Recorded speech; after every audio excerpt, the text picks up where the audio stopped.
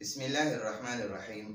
نن زموږ د علم الصرف نن مې درس دی یو کم سل او تمرین به کوو انشاءالله د اسم فاعل هغه. نو په تمرین کې دریم نمبر سوال موږ له راکړی وی د دې اردو جملو عربي ولیکئ. اردو کې راته دا جملې راکړي دي وی د دې عربي ولیکئ. نو اوله جمله راکړي وی دو عورتیں چھوڑنے والی. نو دا ترکه یترک په معنا د پرېښودل. نو ترکه دا فعل ماضي ده. فعل ماضي اوله صيغه ده. ٹھیک شو؟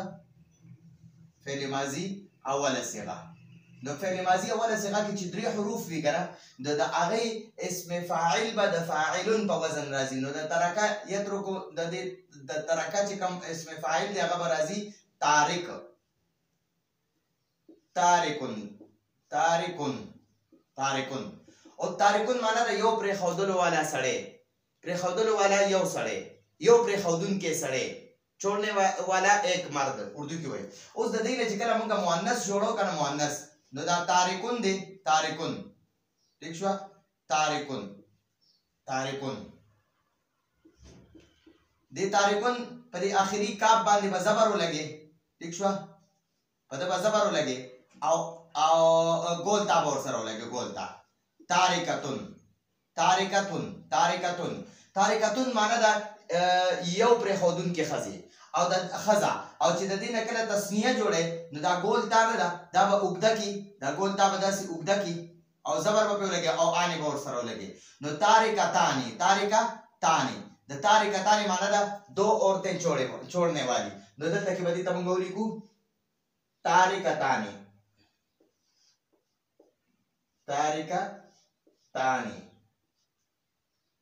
تارکتانې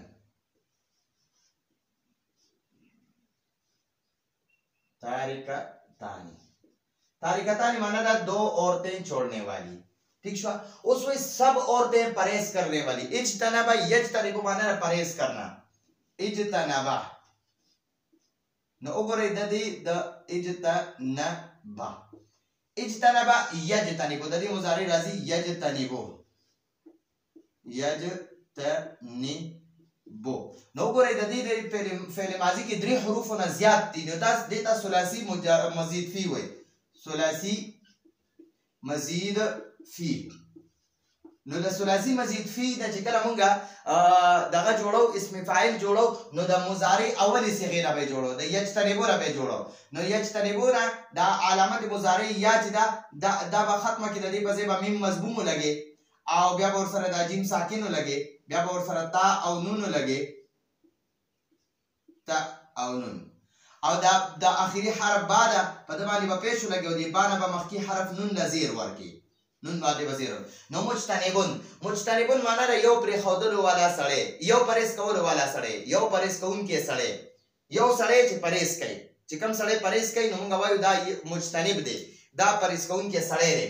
نو چې کله د دې نه موږ مؤنث جوړو نو دا اخیری با چې د په باندې به زبر ولګي او ګول تا به ورسره ولګي. نو مجتنباتون بشي یوه پرهیز کوونکې ښځه. چې کومه ښځه پرهیز کوي نو موږ وایو دا پرهیز کوونکې ښځه ده. مجتنبه ده مجتنبه. نو اوس دا مجتنبه چې ده یوه مجتنبه ده او دې نه چې کله تسنیه جوړو نو دا ګول تا چې ده دا به اوږده تا کې داسې اوږده تا به کې او آنې به ورسره ولګي. مجتنبتانې بشي مجتنبتانې شي.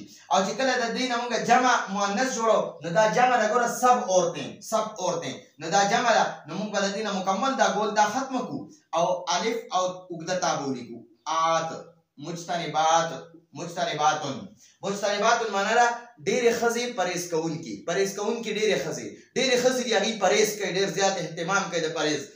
نو هغه د هر یو غوړو څیزونو نه او هر یو څیز نه پرهیز کوي. نو دغه هغې ته وایي په عربۍ کې هغې ته مجتنبات وایي مجتنباتون. نو دا سب عورتیں پرهیز کرنے والی دې ته به موږ ولیکو مجتنباتون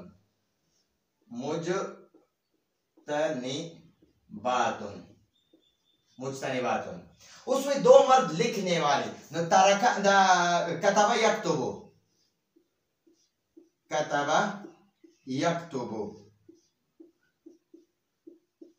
ها وګورئ د دې په ماضي کې درې حروف دي کاف تا با.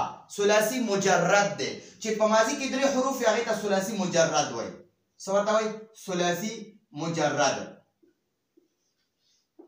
مجرد او چې په فعل ماضي اوله صيغه کې د درې حروفو نه زیات حروف هغه ته ثلاثي مزید فی وای او چې صرف درې حروف هغه ته ثلاثي مجرد وای نو چې کله فعل ماضي اوله صيغه کې درې حروف ثلاثي مجرد وي کنه نو د هغه اسم فاعل د فاعلون په وزن جوړیږي نو د کتابانه با کاتبون په وزن باندې جوړ شي کاتبون معنی یو لیکون کې سړی کاتبون معنا سره یو لیکون کې سړی او دلته کې وای دوه لیکون کې سړی لیکلو والا دوه سړی نو دا باجر د باندې وسبر ولګي او اني ور سره ولګي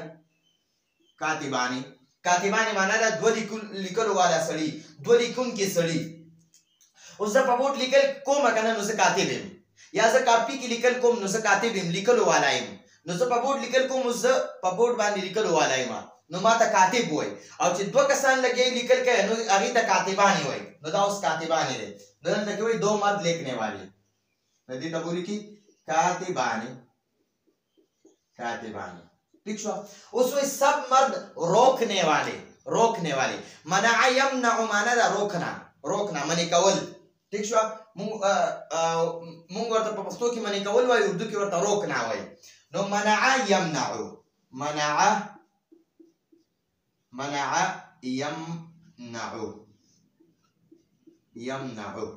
ها وګورئ په منع کې فعل ماضي دا اوله صيغه ده دغه میم نون عین دا درې حروف دي نو دا ثلاثي مجرد ده نو دا ثلاثي مجرد چې په فعل ماضي اوله صيغه کې درې حروف نو هغه نه به مونږه اسم فاعل د فاعلون په وزن جوړو نو د دې نه اوس مونږه جوړ کو مانع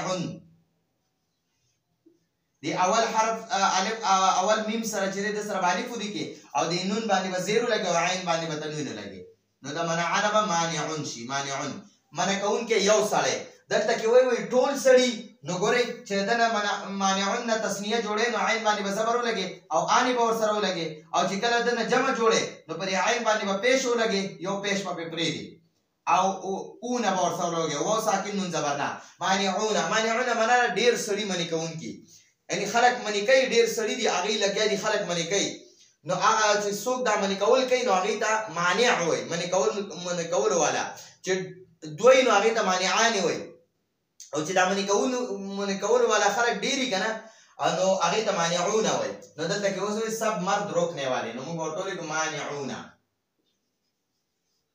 مانعون ٹھیک شو اوس وای ایک عورت سننے والی سمع يسمع گردان دی ګورئ سمع يسمع نو تبع اول دی ماضی ته وګورئ که په ماضی کې درې حروف وي نو د فاعلون په وزن به د هغې نه اسم فاعل جوړی نو سین میم عین دا درې حروف دي نو موږ به دې نه جوړ کړو سامع معنا ده سننے والا اوریدونکی یو سړی اوس د دې نه موږ مؤنث جوړو نو دا سامع چې دی که نه سامعون د ده پر عین باندې به زبر ولګي ټیک شو او ګولتا ورسره ولګوه ګولتا تنوین سامعاتن یو اوریدونکې ښځه نو دلته وایي یو اوریدلو والا ښځه نو ته به ورته دلته ولګي سامعاتن یو اوریدونکې ښځه اوس وایي دوه پرهیز کوونکې ښځې نو ګورئ دلته کې اجتنب یجتنبو اجتناب معنا پرهیز کول اجتناب ځان منی کول پرهیز کول بچ کېدل نو اجتنب یجتنبون او اجتنب فعل ماضی ده یجتنبو مضارع ده نو اوس وګوره چې په فعل ماضی اوله صيغه کې د دریو حروفو نه زیات وي کنه نو بیا به د هغه فعل ماضی اولی صيغې نه اسم فاعل نه جوړي بیا به د مضارع اولی صيغې نه اسم فاعل جوړي که چېرته فعل ماضی اوله صيغه کې درې حروف وي کنه نو بیا به د فعل ماضی اولی صيغې نه اسم فاعل جوړي او که په فعل ماضی اولی صيغه کې د دریو حروفو نه زیات وي کنه نو بیا به د مضارع اولی صيغې نه اسم فاعل جوړي نو هغې نه به اسم فاعل موږ څنګه جوړو علامت مضارع دا یا چې دا به د ختمه کې د دې په ځای به میم مضموم ولګي دا میم مضمومه ولګو بیا به جیم تا نون په خپل ځای ولګي اخري حرف باندې به تنوین ولګي نو مجتنبون بشي اوس د دې مجتنبون نه چې کله مونږه مؤنث جوړو نو د با باندې به زبر ولګو زبر به ولګو او ګول تا په سره ولګي ګورئ مجتنباتن او تن دا ګول تا باندې دا با باندې زبر ولګو پر اخري با باندې او ورسره می ګول تاو لګا تنوین په مجتنباتن معنی یو پرهیز کوونکی ښځه اوس زه چې د دې نه تسنیه جوړوم چې دوه پریس کوونکې ښځې نو دا ګول تا به اوږده تاکي دا ګول تا به ورانه کړي دا به اوږده تاکي داسې ٹھیک شوه او زبر به پرې ولګې او آنې به ورسره ولګې مجتنبتانې او چې جمع کې جوړې نو مجتنباتون ګول تا به مکمل ختمه کړي او آتون به ورسره ولګې نو مجتنبتانې معنا ده دوه پرهیز کوونکې ښځې او مجتنباتون معنا ده ډېرې پرهیز کوونکې ښځې دلته دوه پرهیز کوونکې ښځې لیکلي نو موږ ورته ولیکو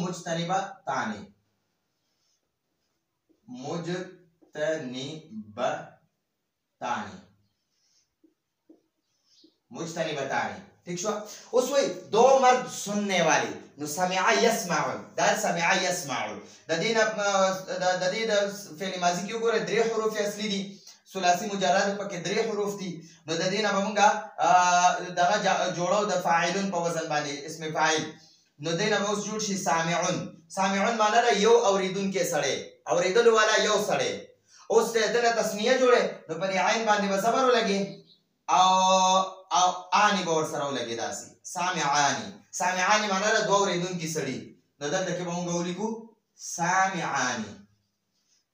سامعانی ٹھیک شو اوس وایي سب عورتیں روکنے والی منع یمنع دا منع یمنع دی نو د دې منعات ماضي ته وګوره درې حروف دي پکې نو د فاعلون په وزن به دغه جوړ کې اسم فاعل مانعون نو مانعون چې دی د دې نه زه اوس دا ګورې جوړوم مانعون اوس د دې مانعون نه زه مؤنث جوړوم نو دا عین چې دی په ده باندې به زبر ولګي او ګول تا ورسره ولګوه مانعتون اوس د دې نه زه تسنیه جوړوم نو دا ګول تا به اوږده تاکي او آنې به ورسره ولګي مانعتانې او چې جمع ته جوړوم نو دا ګول تا به مکمل ختمه کړي ٹھیک شوه او دلته کې به آتون ولګي مانعاتون معنا ده ډېرې ښځې منې کوونکې نو اردو کې وایي سب عورتیں روکنے والی نو مانعاتون به ورته ولیکي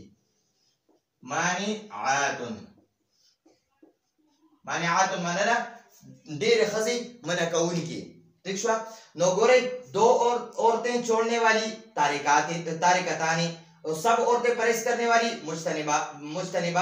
مجتنباتن اور دو مرد لکھنے والے کاتبانی سب مرد روکنے والے مانعون ایک عورت سننے والی سامعتن دو عورتیں پرہیز کرنے والی مجتنبتانی دو مرد سننے والے سامعانی سب عورتیں روکنے والی مانعاتن نو دا زموږ سره د چې کومه د اردو جملې راکړې وې د هغه عربي مو لیکله نو راتلونکي درس پورې اجازه غواړو هذا هو المرام والله اعلم بحقيقة الكلام